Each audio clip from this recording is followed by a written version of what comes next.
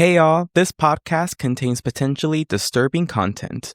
Our show includes graphic references to topics such as sexual abuse, self-harm, violence, eating disorders, explicit language, and sexual acts. Listener discretion is advised. This show is for mature audiences only.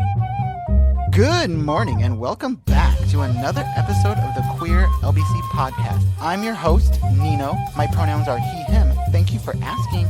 I have with me here my fabulous cohorts. Yo, it's me, Christophe, your city top liaison. My pronouns are he, him, and that motherfucker. Dr. Mikey here, your local licensed and practicing therapist for entertainment purposes only. My pronouns are he, she, all of them. So today we wanted to introduce a very special guest that we have with us today in the studio. We have a speaker to the moon and the stars, a baby witch, a demon boy, demon twink, Manny. I would like you, Manny, to tell us in your own words, who are you? What are you? Why are you? Perfect. Thank you for that introduction. I'm Emmanuel, like to go by Manny, and I am, how you said, a baby witch. I practice the craft and try to incorporate it into my daily life. Okay. In your daily life, so I have a couple questions. So when did you first realize you had this little witchy streak? So I feel like this sort of happened a couple years before I came out. So backstory, grew up as a Jehovah's Witness. Mhm. So majority of my childhood was very challenged with expressing myself. So if you guys are familiar with like Jehovah's Witnesses, they don't celebrate any holidays, birthdays, even with the people you can interact, it's very limited. So it's like the worst environment for someone who's like realizing that they are gay. You just kind of grow up feeling repressed, both from like the religion and then just kind of like the way you like meet and interact with people. It wasn't until I got caught by my dad making out with an ex that my family found out I was gay. After that moment, I no longer had to attend like the JW stuff.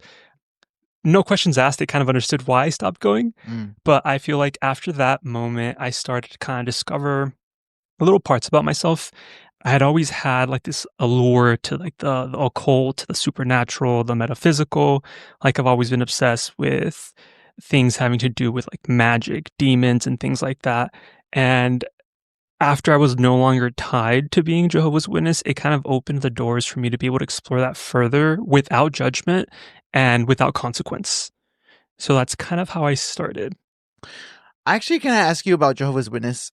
I really don't know what they believe. Okay. Can you give me a little rundown? Of course. So I would say the biggest thing for them is the fact that they use the name Jehovah. Mhm. So for Jehovah's Witnesses, Jehovah is the name of God. That's his actual name. It's not just God.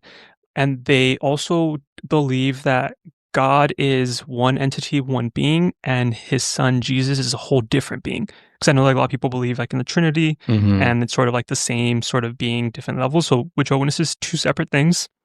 And I would say it's the main thing. We're the people who go around preaching, knocking on the doors, trying to give you guys little pamphlets and everything. But those would be the two biggest things, aside from like not celebrating holidays, mostly because they sort of tie every single holiday and celebration to like pagan beliefs or sort of like dark upbringings.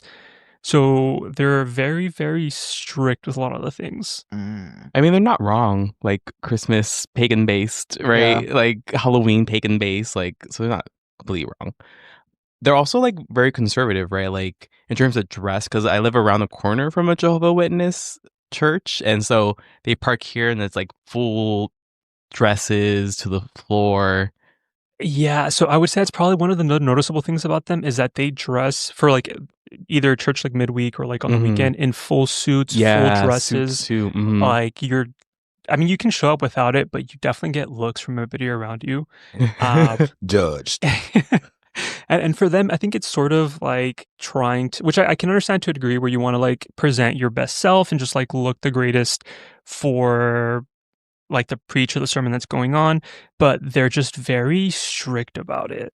And just to go into a little further, they're very big on trying to make sure you only interact with other Jehovah Witnesses. They believe that other people outside of the religion are too worldly and essentially, I mean, like to put in not the greatest terms, but the worldly people can corrupt you. So like once you're in there, Skanky. Exactly. Skanky ass people. You're gonna rub your vibe on me. Mm. Oh my god, I love that word I love that worldly. too. I don't know why. It's just like a very polite insult, like worldly ass bitch. That's so funny. I love that too. You're worldly. Derogative. Yeah. But anyway, you stop going to church. What are some of the first like witchy things you start dipping into? So I would say like my starter witchy stuff was crystals. I feel like that was my little like gateway drug into the witchy world. Started with crystals. I loved how they looked, and then I started learning more about like the energies they provide, the effect they have on you, and just finding out that there's so many. And it was sort of from there that I took my first step and started diving into like chakras, into energies. Then I went a little further into tarot, and then from there, like I'm like, you know what, fuck it, all in. I got like a demonology book, and then like I started researching more and more into actual witchcraft, spells, rituals, and now I'm here. Nice. Can you enlighten me on what the fuck crystals? Because I feel like that's the one thing that I like don't understand is crystals and like what they do and what is crystals? Can you introduce me to crystals? Of course. The best way that I would describe it, and just to give like a little insight, is essentially the belief that everything is made up of energy. Everything vibrates at a certain frequency. So crystals are essentially that. They are like little beings of energy that, depending on the crystal, vibrate at different frequencies and are essentially able to affect your own energies and your own frequencies. An example, rose quartz, it's like a little pink crystal. That one's known for like being related to like romance, to like love, both to others and like self-love. And sort of the reasoning for that, and I could be wrong on this, but this is what I read, was that the color pink sort of vibrates at the same at the same frequency as green, which has to do with the heart chakra. So that's sort of like how that connection works there. You have blue crystals, which are connected to like the throat chakra, which have to do with like speaking up for yourself. So it's sort of like the little connections and how the crystals themselves can come to affect you. Okay. That's cool. Okay. So there is like a standardized, this one does this one does that. Yes, for the most part. I would say the only thing is like a lot of crystals have like a lot of uses. So the way I like to see it is I like to assign a specific use for each crystal. Like it might be able to do like all these things, but I like it specifically for this kind of thing. Okay. Okay. Now, do you? Because I think I dabble in crystals a little bit. However, one thing I do try to make a habit is that I recharge them during the full moon. Yes. So I'm a little baby witch too there, you know. Yeah. But no, like I love to most definitely recharge my crystals just so that they can have that energy. But also I don't know if I'm doing it right because I charge it, I put it in the window to make sure the moon, you know, embraces it, and then I sage the area, or either the one stick that y'all gave me, I forget, it's the Palo Santo. I think so. It's like the wooden stick, but like either with that or with sage. But yeah, so that's something that I do. Yeah, you got the basics down. I would say, like, especially because the way I mentioned that crystals can affect you, you sort of do the same thing where like your energies can also go into the crystal. So how you mentioned about with the sage and the Palo Santo, a really good thing to always do with your crystals periodically, of course, is to cleanse them. One of the ways being with smoke. So either Palo Santo, sage, incense, all of those can help clear the energies that the crystal might be holding on to, just kind of make sure that it's still doing what you want it to do. Okay. And aside from that, sometimes the crystals also get like almost like low battery. They like, you know, they get a little dull. Right. So that's where the charging comes in. The full moon is one of my favorite ways to charge it. Usually when a full moon comes out, I'll go outside and set up like all my crystals in like a little circle. Oh, nice. That way all of them get charged at the same time. But there are other ways too. You can charge them by, one of my favorites is going to like a river and just kind of having the crystals in a bag and like sitting in the river water and letting like nature charge them up. Some of them can charge like via sunlight. You can bury them for a little bit for like more natural energy. So it just kind of comes down because some crystals are like more delicate and some can be like damaged by the sun. So you just got to be careful. But yeah, like that's really important stuff with maintaining your crystals. So this is how much of a baby witch I am. Now, I don't know what none of these crystals do. So I'm gonna take a picture of them. I'm gonna see if you could do a little analysis on what they actually do. They was just given to me and then I collected some. So I still don't know what they do. But yeah. Cool. Can I play devil's advocate on crystals? I feel like the reason why I never fucked with crystals is the whole recharging part. I'm like, bitch, shouldn't you like be everlasting? Why do I need to recharge you, bitch? You already are beaming with whatever the fuck. Also, like if I did not find this crystal in the mud, or no, let's say I found a random crystal in an old house. I'm pretty sure that it would have already been dusted with that nasty person, right? But I'm gonna find it, and it's gonna be super powerful though. So I feel like I feel like I don't understand this charging part, and I don't want to disrespect anybody. No, I think it's definitely valid. I feel like that they are an endless supply of energy, so it's like, why would you recharge them? I feel like it's more to like give them shine. Like it doesn't sound crazy, but like I have some crystals and sometimes you can tell they just look really dull. Like the color is like kind of fading from them and they just don't look like happy.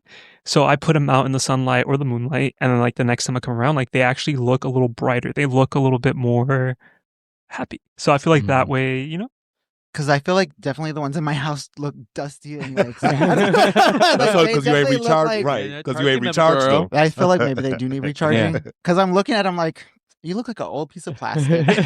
Like I literally tried washing them off, like to make them look clean. But I'm like, you still look like you're not shining as bright as you could. But I think that goes back to the idea that everything is made of energy, right? And I think also depends on how you view like crystals. Like if you view them like as an expert or like this hierarchical perspective, you're going to think that these crystals never get charged. But if you kind of just like put it like we're all kind of on this level of energy, then our energy, our charge fades. So like why wouldn't these crystals charge fade as well? True. I mean, one could argue that maybe you need a little recharge too, and that's why your crystals are looking a little sad. Right, that's true. So I feel like the crystals are full of my dank energy. But I feel also with crystals, I feel like it's gotten like really big recently. So I'm always worried about like the sustainability or like legitimacy of crystals because it's just like everywhere, The legitimacy for sure. And I feel like I see that a lot. So I'm actually really particular about buying crystals. So like, and it doesn't sound crazy, but if I walk into a shop and like the vibe doesn't feel right, I'm not buying crystals from there. Yeah. Or like if it's just like one of those little like bougie like downtown LA like crystal shops, I'm like, I'm not going to purchase from here. So some like bitchy white lady who owns the shop. Exactly. I'm like, I stay away from there. So would you identify more as a witch, a practitioner, spiritual baddie, gay with crystals? Okay, I started as a gay with crystals, and I feel like now I would most definitely consider myself a witch. Okay. Still a baby witch, but a witch. So, I mean, like, after diving into, like, just the general world of, like, metaphysics and the occult and crystals, I just started diving deeper and deeper, and it wasn't until I realized, one, that I was taking on too many subjects at once, that I took a step back and sort of started from scratch. Because, like I mentioned earlier, I grew up as a Jehovah's Witness. For me, I view religion as a very constraining thing. So I wanted to like believe and practice in something that didn't feel so confining. And to me, like witchcraft and like all these other branches are that for me.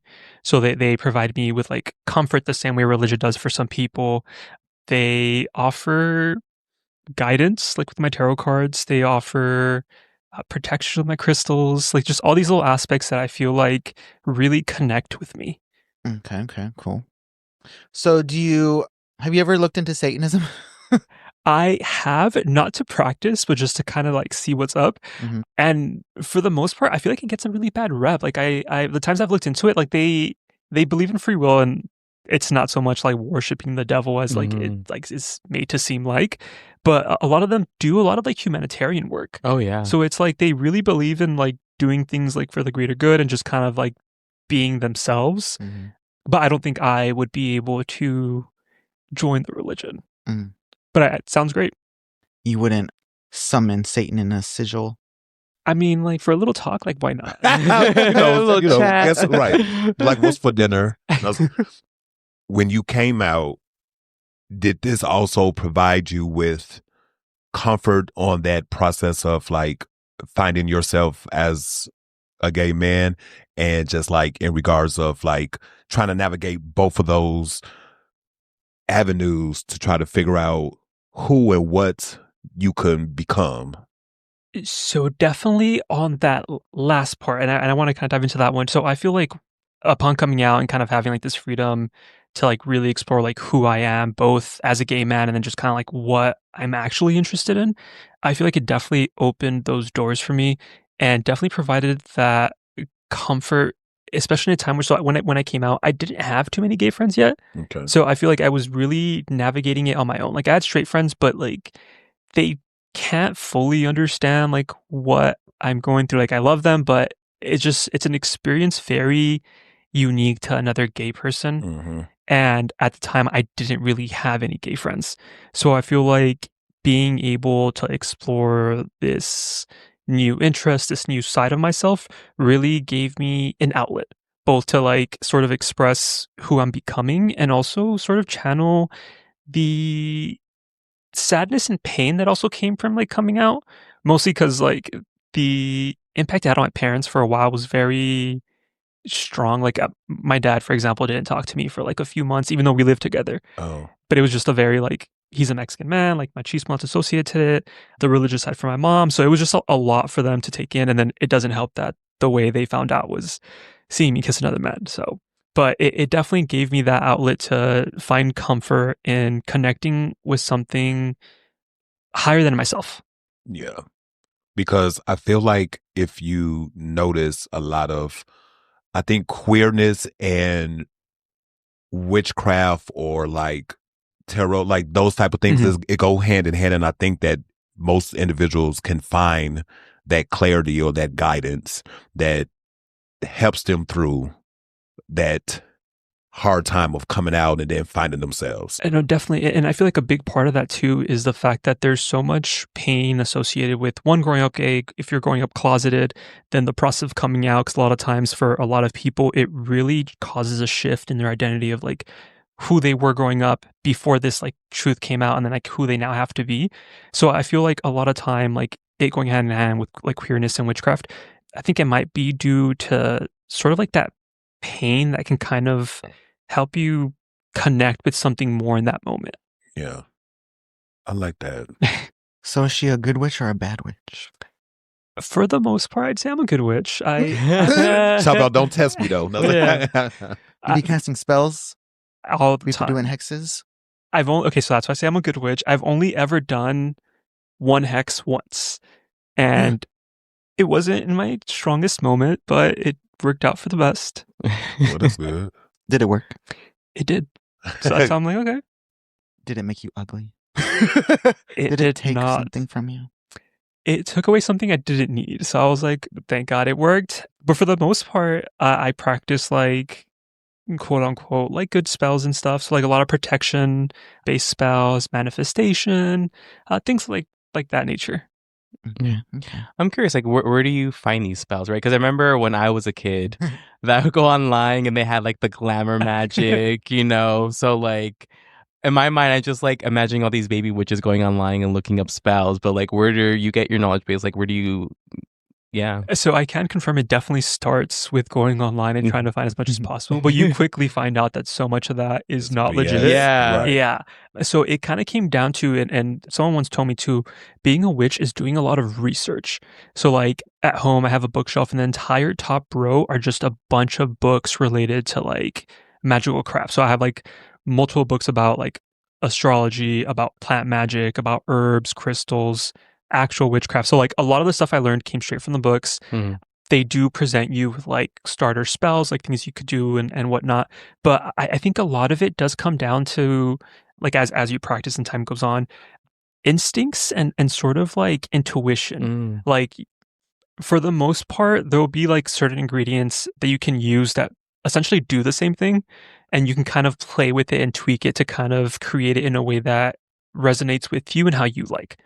So like, for example, the plant rue, ruda in Spanish, it's a really good protection plant and like has protection qualities. So you can really easily incorporate that into like any sort of like protection spell.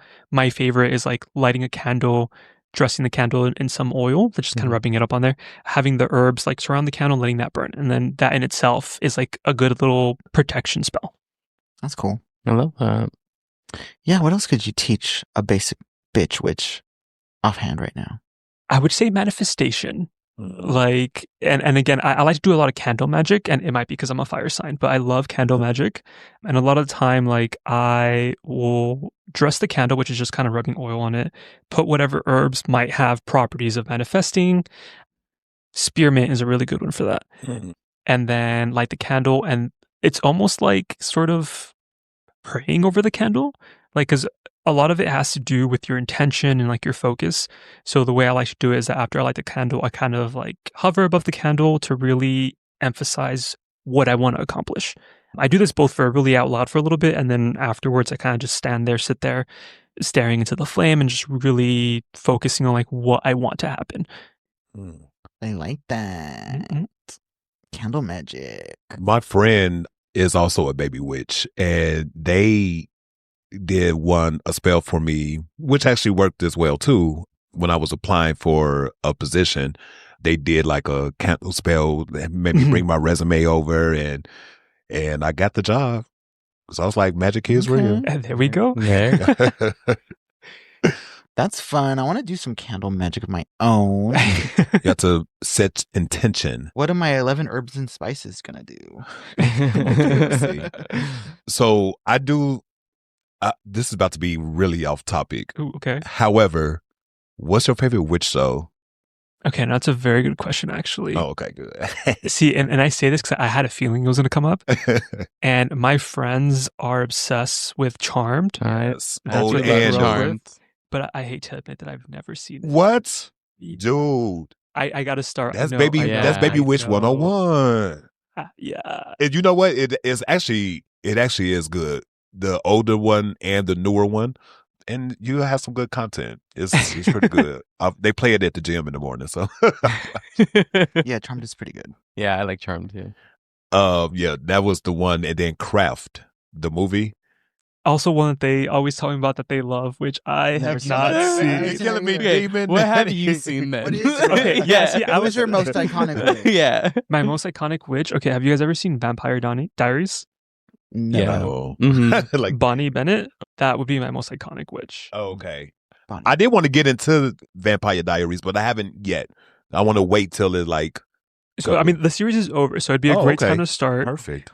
The beginning is really, really good, and then it gets a little crazy towards the end, like really convoluted. But it's a good show. It's a good show. And then they have a spinoff called The Originals, which is also really good. Oh, okay. I think I'm gonna fuck with that. Have you seen? Damn, it was just on the tip of my tongue. Damn. If it comes back, I'll hit you with it. Let's see. So what is your daily, or not daily, but what is your average magical day look like? Okay. On an average day, so I want to start off by saying that normally I'll like dedicate my Mondays to magical stuff. Oh, so perfect. So this actually falls on the perfect day. But the reason for that being that the Monday has to do with the moon, and the moon has to do with like intuition. So I feel like it's the perfect day to like really dedicate to things like that. But on a regular day, what I like to do is I like to pull tarot cards. I'm still learning. I'm not the greatest at reading it on their own, but I would say that I'm pretty good at getting accurate messages just on my own. But I'll start off the day by pulling a card. I try to wake up before work to like pull a card, see how my day's going to go, just to kind of like keep that like muscle memory going. For the most part though, I would say every other day I just kind of make sure that the little protection like wards I put up around the house are like still good. I'll light a candle like every now and then if like either I need something done or like I have friends that are like aspiring to get something done. I also had one who was looking for a job and I tried helping him with that. The market is terrible, so it took a couple of months, but he did get the job. But it's always little things that I think I'd be doing. It's mostly just the Monday where I really dive in into choosing something specific to like a spell to actually do. Okay. And how do you pick those? Or you just... So part of it is kind of what I'm needing most in the moment.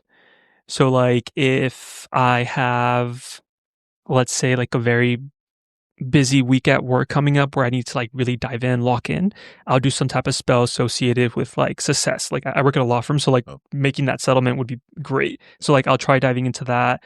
If in the past, because we're now I'm in a happy relationship, but in the past, like if there were issues, I could try to do a spell to like really help reconnect, or there's a spell to cut things off and just really end things. That's cool. Nice. Do you believe in the power of sage? I do. I don't use it myself anymore because I know that there's a conversation about sage. So I'm like, you know what? Like I don't need it. It's totally fine. I have Palo Santo. I'll use that or just incense. But I do think it's a really powerful herb, especially for cleansing. What's the issue with sage?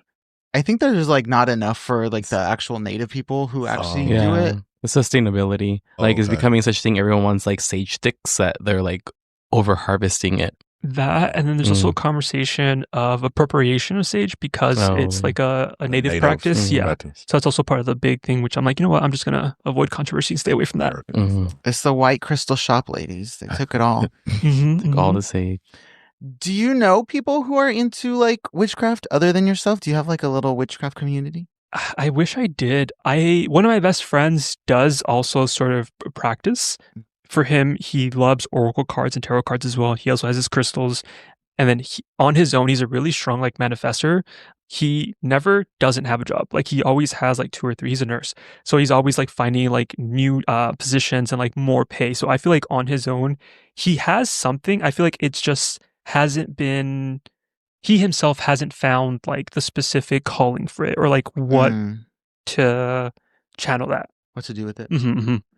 But other than that, yeah, I don't have like any witchy friends, which I'm like, oh, that's sad. But I mean, like eventually, you know, start the Queer LBC Coven. Yes, that's what I was going to say. Thank you for saying that word. Oh, that show. Right. Have you seen The Coven from American Horror Story? Oh yes, love that. Okay. Love that. Yeah. Okay. That's what's the show I was going to talk about. I think they're coming back too. I did hear that. Yeah. Damn it! You had me lose my train of thought. I know, right? Thanks. Sorry. I forgot what I was going to say. Tell him something. So tarot, and then you said demonology book. So like, tell us a little bit more about like demons, your knowledge of demons and all that. So for that specific topic, that's part of it. So I think I mentioned like I kind of started diving more and more into like all these topics of the witchcraft. That I think is the topic that I was like, okay, you know, I have too many things. Let me take a step back. But only because I couldn't really like read it around people because the moment they see the word demonology, they're like, oh my God, get that out of the house. Yeah. Like, oh, like, I promise it's not that. Like essentially it's just like I have a dictionary of demon names and it lists like all the demon names. And the way that I haven't really dabbled with it recently, but the way that I would dabble with it is each demon can essentially sort of like help with specific things also. So the same way that people work with like angels and deities and things like that, demons are the same way. I have heard that demons are actually easier to work with because they don't like it's a very clear cut like sort of transaction. Yeah. But I haven't really dabbled into that too much. I feel like I would not even want to read those names. I feel like it would be like too much. I'd be like, I could go down that route. Down that rabbit Fuck hole. myself up real quick. Yeah, I don't know about talking to these. I feel like of all the things in like the magical realms, like doing that kind of stuff, like demon work, or even like the thought of like angel summoning is kind of like a little too much for me. Like I wouldn't want to go there. Even if it was an angel. Yeah, that's definitely like a really overwhelming thing to dive into, I feel like. Yeah. And especially if you don't know what you're doing, Yeah. which is why I put the book down. I'm like, you know what? Let me stop saying all these names and just kind of Yeah, learn what I'm doing yeah. first. It can definitely be overwhelming, and I feel like unless you really take the time to, one, research what you're doing, and then two, what these demons will be or angels, will be doing for you, maybe don't dabble with it. Mhm. Don't just like jump into it because you thought it was fun. 'Cause that was cute. Exactly. So you said something about metaphysics. Yes. Explain. So the way I sort of categorize it, and it falls into the same category, metaphysics has to do with the study of like things that are beyond. And like so many things fall into this category. Crystals are one, energies, chakras. Then you have other topics like ESP, meditation, yoga. So all these kind of fall in there because it's kind of leaning into like this other realm almost. But like a lot of these topics are things that I always found myself intrigued by. So I feel like once I had the opportunity to like really start learning and reading and partaking, it was really exciting and really refreshing. I'm like, are shadow people part of this metaphysical space? Are they real? See, I have heard of the shadow people. I myself have not encountered the shadow people, Okay. but I do believe that they are real. And I feel like I could be wrong here, but from what I've read, I think you only really encounter them depending on your own state of being. So like if you've either like achieved that level of like connection, you're like able to see them, or if you happen to put yourself like, let's say if I'm doing like a spell or something and like it goes wrong or something, and that's when they appear. But I've never really encountered, but I do fully believe that you can encounter the shadow people. I've encountered them here in this place. Ooh. In this house. Oh yes, our house is a little haunted. See, now I know you need to charge those crystals. So what do I do? Because I mean, they've been in the windowsill, but it's like you don't get the moonlight in that windowsill. It's gonna affect it probably. So I put it in the dirt. Do I have to be in the ground? No, like if you have like a plant pot, that's totally That fine works. too, as long as the plant is alive. Okay. All my plants is dead. Oh. But back to the metaphysics. I feel like that's interesting. This like other realm. Do you know anything else about these other realms? Not too much, but mostly just I feel like even when I dived into these topics, I have like this mental block when it comes to some of these topics because of how I grew up. So it took me so long because you like learn to stay away from these topics, these things that they're like evil and like so bad for you and will like change your life for like the negative. So once I was no longer part of like the religion, it took me a while to like get comfortable with the idea, even though like I was intrigued and was being called to it. It still took me a long time to be able to actually interact. So I feel like there's certain areas where I'm still sort of learning to step into because of those blocks that I have. Okay. What do you think about the spirit? Where does it go when you die? I like to think, like how I mentioned in the beginning, like all things are energy. I like to think that after one passes, that energy, the spirit, lives on in another form. I don't like to think that that's the end. And that's kind of like what I was taught also, that once you die, you're done. But I don't like to think that. I feel like their life continues. I don't know if necessarily I believe like in heaven and hell, but I do believe that the person's essence will continue on in some shape or form. Have you looked into the emerald tablets? One of my books I know mentions them, but I'm not too familiar with them. You should look up that. That's pretty fun. What else? Tell us something else. Something new? Let's see. Tell us something about your witchy self. My witchy self. Okay. I know I mentioned that I love or I'm dabbling in tarot. I feel like that's one of the areas where I'm realizing I might have a little bit of a gift. I'm still not the greatest at being able to read them and memorize all the meanings of the cards. But the reason that I feel like I might have a little knack for it is I specifically did a reading for one of my best friends. And I hadn't seen her like in a couple months. she had just like randomly hit me up saying like, hey, like, can we do a reading? Like, I really want some insight. Like, I'm looking for some direction. I'm like, yeah, for sure. She at the time was living out in Victorville. So I told her like, like we'll do like a distance one, distance reading. Like I told her, light a candle. I'm going to light one at the same time. Focus your intentions. I'll do the same thing. That way we can kind of connect. And then I'll try doing the reading. So I ended up pulling the cards, and I was really confused with what came out because it was talking about her being like in despair and like not being able to essentially move forward. And it was like hinting at like a relationship having ended, and she had a boyfriend. So I was really confused, and I was explaining to her, I'm like, oh, the cards say this, but like I don't really like understand because clearly you have a boyfriend. Right.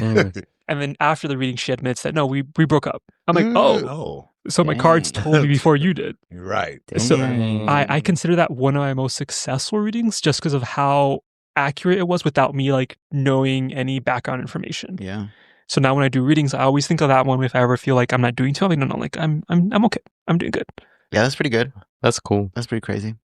She's like, shit. I gotta tell you. Do you have any spirit communication?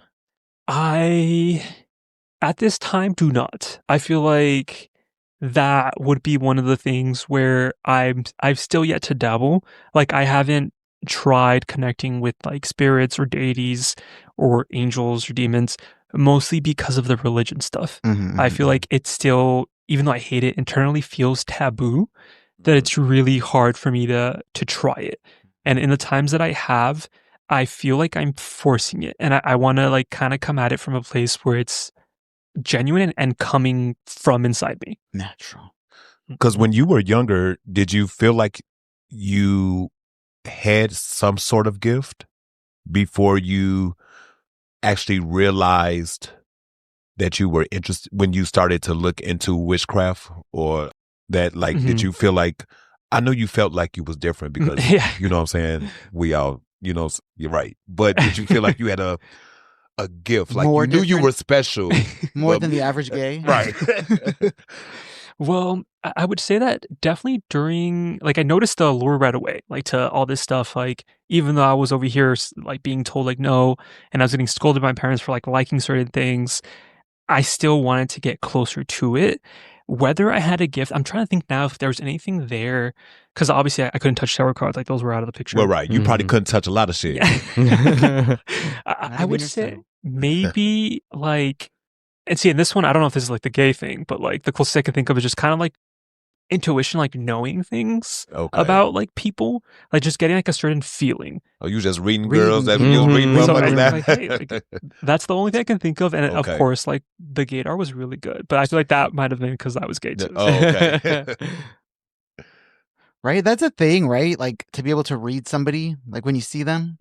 Yes. I would say for me, it doesn't really come like, because I know there are some people who can do it instantly by seeing somebody kind of tell like, oh, you're going through this or, whatnot. But I feel like having a conversation with a person, like for me specifically, it's easier to connect with them. Like I feel like it just kind of really comes naturally. And in turn, because of that, I'm able to like really understand them. Okay. Because you ever meet somebody who thinks that they can read and it's just like, girl, who the fuck do you think? I am. I don't think I have. Like in a magical way? In either. I definitely met people who feel like they can, read you up and down, but it's like they're just being a mean asshole. Yeah. Definitely those people I've encountered. I'm trying to think. What's the most queerest thing that you feel is in witchcraft? I feel like one of the biggest thing, like in all branches of witchcraft, is sort of like that notion of like sexuality and like gender essentially being really fluid. Like there's so many branches where it's not really separated into like being like there is feminine energy and masculine energy and like things that come into the craft, but it's not set where like only women can do this or only men can do this. Like it's very much like united as one. Like it's the duality of things and sort of like how people are able to express themselves with that is what I would say is the most queerest thing. Okay. Have you ever like backed away from someone because their vibe was just too like cursed? You're just like, oh my god, this person is just like reeking of like shit energy, and I just gotta get the fuck away from them without even knowing them. Yes, I've definitely had it happen a few times. The one I can think about most was where this guy was at a party, was just giving really like, I mean, he was giving me energy like, we need to leave, like he's gonna do something. Oh, shit. And that's the only time that I know that, hey, that's like a danger type like I'm feeling. But other than that, I would say it happens occasionally where like I'll meet somebody like through a friend, and I'm not the biggest fan of the person. It's rare for me to like not like somebody, but sometimes it's like something about them like seems a little like off. I can never pinpoint like what it is, but I will get like that sort of like feeling. And you follow your intuition. With those especially, yes. I'm like, okay, like they're your friend, like cool, like I'm not really fucking with them, like I'm just gonna take a step back, like I'm cool. The danger one's like, yeah, we need to leave. Gotta go. Do you follow a lot of influence? I don't use the word influencers, or a lot Like of other people witches? Online witches. I do actually, and I found the majority of them because so even though like I kind of started diving into things like 2019, I feel like I really fully went in like 2020, and I feel like one of the biggest contributors was TikTok. Like there were so many online witches that I started finding there, and like I think it's probably because TikTok, you know, the algorithm and everything. But I found so many on there that I follow on TikTok, and I enjoy their content. I'm like, okay, like I'm learning new things, and like it's a nice little way to like find out that look, you're not the only witch. Right. That's good. Because I follow one called Boots Tarot. I don't know if you should look them up. Okay. That's a good witch. Okay. A queer witch as well. Even better. I didn't realize you were following queer witches. I told you I'm a baby witch. She a baby witch? Yes, you said. true. It's true. I'm with the universe. Shit, I just had a question. What was I gonna say? I'm sorry. How does your partner appreciate your witchery ways? So thankfully, he's actually really supportive about it. He, on his own, has like actually like asked me to teach him a few things. Like even when we first started dating, like whenever I start dating somebody, I feel like that's always a very like upfront thing. Yeah, like a very let me slowly like bring that into conversation. Like, oh, let's watch a scary movie about this, or like something. To kind of really introduce it, because I feel like a lot of the time, well, not so much now, but a lot of times in the beginning, I would get side-eyed. Like if I mentioned like witchcraft or like being a witch or just kind of like. Yeah, I remember because I think when we first met, you brought it up, and which is a logical way to move around life, is to just be cautious. But we actually had a great conversation about it. You was like, oh my God, like, yeah, like we had a great conversation. Yeah, which actually I was surprised about. Like usually happens when I get a little bit drunk. I just kind of like start to talk about astrology, and then from there it goes on, which is exactly what happened. But yeah, with my current relationship, like I don't know if maybe on his own he was already kind of like cool about it, but he like no side eye, like completely supportive about like what I do, what I like to practice. And it wasn't either like my biggest thing was he didn't ridicule me for it, because I've had it happen where like people I'm talking to are kind of like, oh, like you believe in that, or like really. So with him it was very like, oh, like no, like definitely like, you know, like let's do something to do this. And like he had me set up like a protection sigil and spell at his place. That way, like, no negative energy gets in there. Which actually, after we set that up, people stopped going to his house. I'm like, well, that's right. Yeah, I'm like, that's how I guess it works. But yeah, like it's just a really like interesting thing, I feel like. Oh, okay. Would you say that straight people and gay people are both like equally like side eyeing you, or more is gay people more open to hearing about it? I feel like gay people are more open to it, because now I think about it, yeah, a lot of the side eyes were from straight people, but yeah, I think gay people are more open to it. Mostly, I think. I mean, I'm like, you know, reaching here, but I feel like it might be like having an understanding of like not being understood. So like right away, like not jumping to like be judgy might be the basis of it. But I do feel like also queer people do enjoy more like magical topics and like just overall like media, for example. Yeah. Like I feel like gay people live in Halloween Town and straight people live in the not Halloween Town. Pleasantville. Do you know anything about sex magic? Yes, I've actually done that a couple times. Can you explain what that is and all things. So the way that I like sort of utilize it is using the energy that is created during sex, and this includes masturbation too, using that energy to perform spells. So it's kind of like I know I mentioned earlier, like your energy and intent are like the main factor when doing spells. Using your emotions amplifies that. So like if you're angry, channel into something. If you're like sad, channel it. Just really happy, channel it. Sex, I feel like, is a really like explosive energy to channel. So like I've done it where like, okay, like I need a spell. Let me give it a little like boost and just, the shower kind of like help, get that moving. I've done only one sex related like ritual with my current boyfriend where it was a spell that we had found, one of the plant magic books that I have, where it involves honey, like rose petals and a bunch of other things, and like intent as well. And the spell essentially has you guys like lather each other up in the honey and like, and then one thing leads to another, sex magic. But the purpose of that spell was to like really settle in our intentions with the relationship and that we want this to work. Like bonding each other. Yes, exactly. I like that. That's cute. Where can we learn more about sex magic? Honestly, probably books. I would recommend books. I don't recommend just like randomly looking online. Mm-hmm. You can look online for books, but definitely I feel like that might be like the best legit route to go. Do you have any just in general books that you recommend? I have one actually. Well, an author. Her name is Juliet Diaz. And I just got a book from her recently, which has been helping me sort of really solidify like my own beliefs in the craft moving forward. But I actually found out earlier today that I actually have other books from her having to do with like plant magic and like plant witchcraft. I was like, oh, like I already loved her before. I just didn't realize it was the same author. Mm-hmm. But I would say her stuff feels really genuine. Like she definitely talks about magic from a perspective of it having a lot of meaning to her.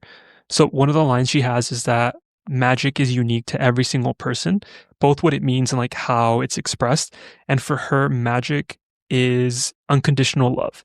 So it's sort of like where she finds the magic in life and in herself. And I thought that was like really powerful to kind of like connect people and really let them know like it really is like what you choose to make out of it and how you choose to practice it. Yeah, that is cool.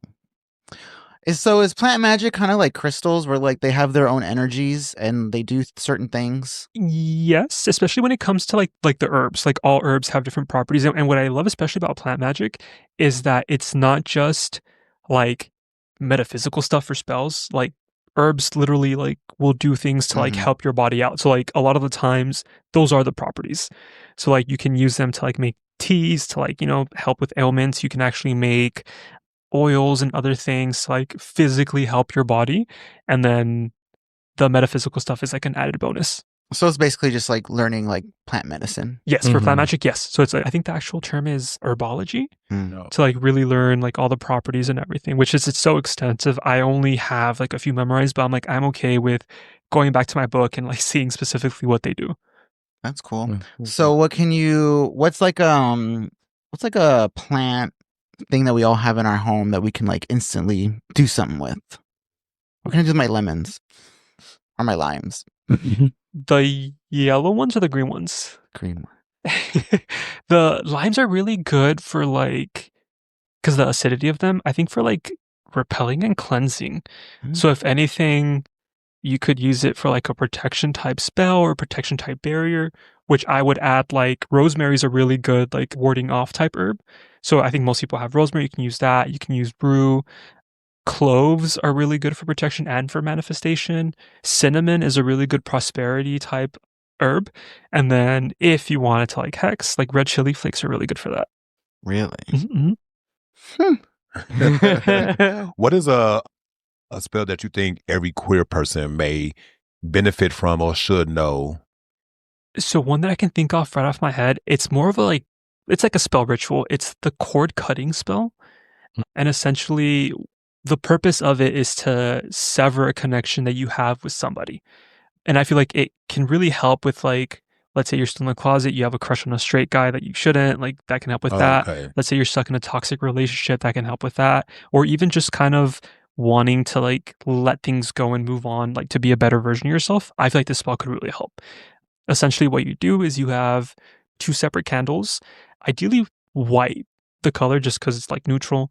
And then let's say you're cutting off somebody specific. The way that I would do it is I would mark your initials on one candle, and then I like to use astrology, so I'll also carve like my sign on there.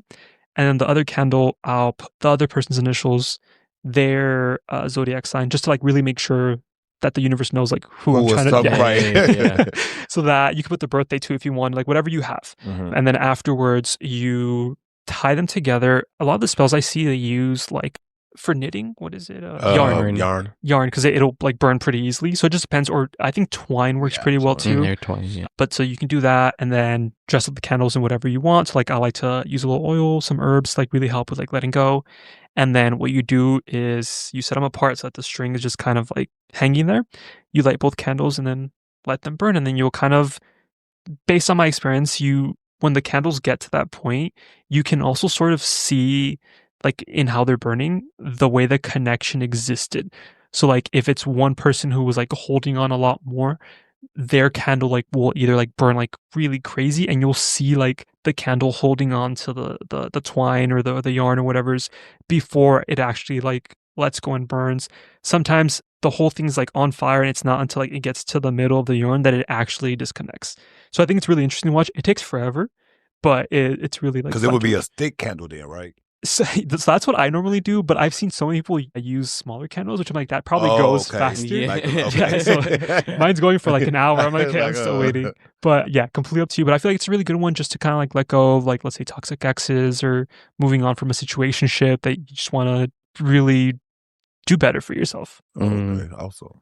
Yeah, I feel like I've seen that like on the internet randomly recently, like the two candles. I'm like, oh, I don't even know what that is, but that looks real. On TikTok, it's cool. Very cool. So like I've heard like obviously like when you try to like manifest or you're trying to do spells, like it's important with being specific about what you're going to do, because if you leave it broad, then it kind of leaves up to interpretation, right? Like if you want something gone, you know, and you're not specific about something, it could be something that maybe you didn't want gone necessarily, or maybe that's just perspective as well. So it's definitely a little bit of both, because I feel like it is important to be specific, because like how you mentioned, you don't want to leave it too broad and essentially too up to interpretation to the universe that you kind of manifest the wrong thing. But what I like to do is like, because I do the candle magic, I'll on a separate paper write down exactly what I'm trying to manifest and put it under the candle. So it'll be right on top of it. So it'll be doing its thing. And I'll still do my own little like chants, what I want to like manifest, and my own little like prayer essentially over it. But at least I have something solid there to like really sort of direct that energy. So that way like the universe doesn't accidentally give me something else. That makes sense. Have you ever done a love spell, or ever done any spells that require people to lose their autonomy? So love spells, not too much, only because I feel like I would want the person to like love you for like on their own, like not affected by me. But what I do dabble in is almost like, I think you mentioned it earlier, glamour magic. So the way that I use it is I try to have it affect me, where I make myself like I present a little bit more attractive and a little bit more alluring. So that in turn can almost act like love magic, where it's like I'm not getting anything specific, but if I'm attracting like, hey, like come manifesting this way. basically. Cool. Did you ever watch that movie The Secret? The Secret. It was basically about manifesting. I haven't. See, I read the book. What did you think of it? Was that magic, or is that just psychological? Well, I think it's all interconnected. I think it's all connected, like, because if you're setting intention and manifestation, like, I think you also prep yourself to get prepared for that. And that opens you up for things. So it's not just a placebo? I don't think it is. And going off that, I actually agree too, where like even with the spells and, the crystals and everything, a lot of it still falls onto you to put in the work. Yeah. It's not just gonna light a spell, boom, it's gonna happen. Like, let's say you want a job, you still have to put out those job applications. You still have to like actually actively look, otherwise nothing's gonna happen. So I feel like a part of it is psychological, but it's sort of like, the way I like to see it is like you're getting the universe to give you a boost. Like you're having that energy work in your favor. I like that. Do you think those candles that are like multicolored and say good luck if I believe. So, I know which candles you're talking about. I mean, like, I've never used one, but I'm sure that they put in work. I used to use those. The ones that are like, you're going to be rich. Light the fucking candle.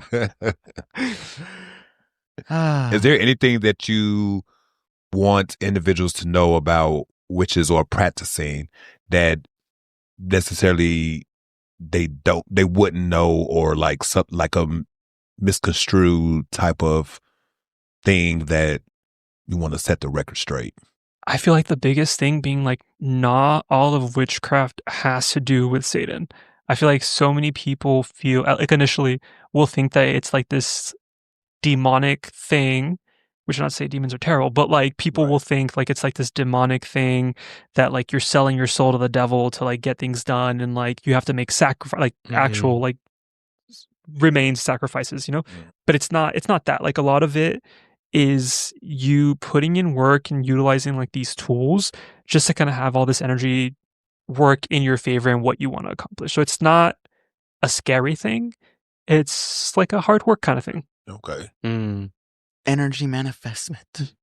Are there like cultural differences within like witchcraft practices? Yes. So like the one I can think of is because I feel like witchcraft in itself is very broad. Yeah. Like it could be so much. I know there's like Wicca as like a religion or practice. There's Satanism, of course. There's paganism, and then depending like what deities you want to, worship there.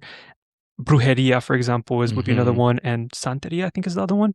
So they all have like their own separate like beliefs and like what they sort of like lean into in how they practice.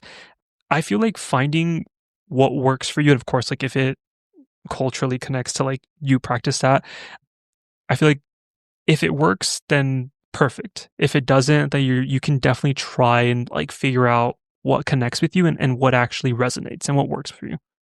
I was going to say, what is your background, and does that like connect to your practice? I am Mexican. I, as of current, am actually trying to like research and get more into brujería. The only thing is like I didn't have like a lot of I didn't see much of it growing up, mostly because of the religion thing, and then my parents, even outside of like the religion thing, didn't really go to like the Catholic Church, so I didn't get to see like a lot of the stuff growing up. And then my family doesn't really partake in things like that, like curanderos, where you go people who like heal and stuff like that. So I didn't get to experience a lot of that, which that's like my biggest regret, because I feel like that would have opened both so many doors earlier for me if I had been exposed to that and kind of grew up seeing that at least. And also like I do feel like it kind of hinders the fact that I didn't grow up with it, hinders a part of myself. So I feel like I practice the craft now, and it's sort of like not vague, but like the work I do is like really energy based, and like there's like all these branches, but I feel like I haven't had the full chance to dive into and connect with like brujería. That makes sense. It's like colonialism. It's like been destroyed, all that knowledge, and it's like, and then the religion of Catholicism is like so extreme that it's like, it makes sense that you would never have found any of that because they've just like fleshed it all out. But a lot of brujería got like sucked up by Catholicism because people hid under Catholicism to still practice. So like based off that, I the books I do have, because I'm like trying to like learn more about it, because I feel like I owe it to myself also now to like really try to practice it, at least to see if I can connect with it myself. Like I feel like it's part of like my culture and ancestry. Like I feel like it wouldn't make sense for me not to. But one of the things I did notice right off the bat is that Catholicism really is like imbued into it. And I think one of the things that like sort of blocked me from getting into brujería earlier also was because of how Catholic stuff appeared, because of like the blocks I had and like previous sort of messages of like, oh, that's like a bad religion, really also hindered me from getting closer to it. That makes sense. It's been so like Christian washed that it doesn't even look like anything relatable. Any other witch questions? Any other witch thoughts? Witchy message for the audience. I feel like if you feel allured to it, don't be afraid to dabble, to do some research, just kind of go into one of the little shops, look around, see if anything calls to you. I feel like it's never too late to just kind of see if this is something that connects to you and something that you want to incorporate into your life. Sounds good. Did you like the Abracadabra song? I love and my favorite part was I would see so many comments talking about the song, how essentially, because I think at the time like that the song came out, things were getting like this, I think before the election, so things were just really like bad. Like, I mean, it's worse now, but like things were starting to get really bad. And people were saying that the song was essentially almost like a protection spell that Gaga was doing for us. So like that made me like the song even more, and like I just blast it, and it's just it's comforting. Mother, always protecting. Mother Monster. Very interesting. Anything else?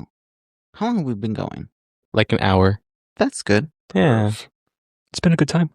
Anything from you, sir? No, but I will be texting you to see what my crystals do. You let me know. You let me know. And then also some shows. And then also send me a picture of his crystals so I can see what they are Yes. and give him the best way to recharge them and cleanse them. I will. Thank you. Dusty crystals. Well, is there anything else? Nothing else? No other witch thoughts? Do you work with any deities or practice any deities? So I wanted to so bad before. As of right now, I don't. The only deity that I would consider, I feel like, is Hecate, the mother goddess of like, you know, the night and witchcraft. So I feel like if I did get to that point, she is one of the ones that I would want to work with, mostly because I feel like it would feel the most right with just the practice and having some guidance. Cool. Yeah. Very do cool. you do anything? Do you, before you go to bed, like, is there, do you have you know how people will have a face regimen before they go to bed? Like, is there like do you do like any kind of practicing before bed? Spiritual. A little spiritual, get ready with me kind of thing. Right. Or get ready to go to sleep. I think incense would be the biggest one. So and for me, it's just like, it's so grounding. I actually did that one before coming here because I was nervous about being on here. Oh, okay. But I feel like right before bed, it's a really great way to just unwind and just kind of let your body like breathe and relax getting ready for bed. One thing that I'm incorporating nowadays is making myself a little herbal tea before going to bed, just to kind of really like stimulate the type of dreams I have. And I know I mentioned I will pull like tarot cards in the morning. If I don't wake up in time, I'll do it at nighttime just to kind of see like what my week is going to look like or have any questions. And that kind of helps really tune in right before bed. Okay, nice. Are you into dream interpretation? I was actually a lot in high school, which actually maybe that was where it started from. But I feel like nowadays I haven't too much. I do have friends that will like come tell me when they have really crazy dreams. And I'm like, okay, I love hearing it. Tell me all about it. But I haven't done it recently. But I do love to hear people's dreams. Have you ever been to that website, dreammoods.com? I have not. Yeah. That is like the best dream like interpretation Dictionary, website ever. Like, if you just like keyword and it tells you like everything that's going on. And a bunch of different scenarios. Like, that it Teep could be. has like 5 different versions you can read. Definitely check that out. Oh, I'm so interested. Dreammoods.com. Yeah, Dreammoods.com. Okay. I mean, I have the craziest dreams, so we'll see if mine's come up there. But I think it'd be fun to look at. They say that if you smoke weed, you dream less. And I feel like that actually has happened to me, where I don't dream like ever. Well, I know there are some people who just don't dream much in general. Are you? I used to dream. I I was a dreamer living in this world. Well, anything else, sir? Anything else we haven't covered? I don't think so. I think we touched the Baby Witch 101 checklist. We did. So, I don't really thinking of anything else. The only thing that I could think more of would be just to discuss demon summoning. But we're not doing that. So. We're not going to. Not in this house. Okay. Not here. All the demons are already here. Not with me in here. Well then, all right, everybody. I have had a very bewitching evening. I would like to thank our very special guest, the Demon Boy Manny. I would like to thank Christophe, Dr. Mikey, and myself. From all of us here at the Queer LBC Coven, what are you? You're A witch. You're witchy enough. I need some adjectives. You're magical enough. You're spooky enough? No, spooky feels derogative. Like spiritual. You're spiritual enough. You're virtuous enough? No. No. You're something. You're powerful. You're powerful. You're a powerful witch or warlock. Go manifest, bitch. Go manifest. All right, everybody. Thank you from all of us here. Good night. Good night. Good night.